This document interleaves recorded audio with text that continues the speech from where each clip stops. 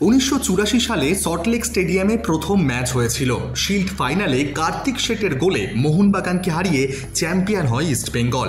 তারপর যুবভারতীতে গত 4 দশকে 100টারও বেশি ডার্বি হয়েছে, কিন্তু এত ফাঁকা গ্যালারিতে বড় ম্যাচ কখনো দেখা যায়নি।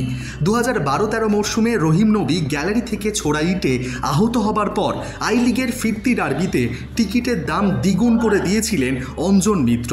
তবুও ওই মরশুমে ফিরতি ডার্বি দেখতে 40,000 লোক এসেছিল। এই দিন কিন্তু দেখা গেল 1/4 যুবভারতীয় ভরেনি। উপস্থিত দর্শকদের মধ্যে ইস্টবেঙ্গলের সমর্থকদের সংখ্যাই ছিল বেশি।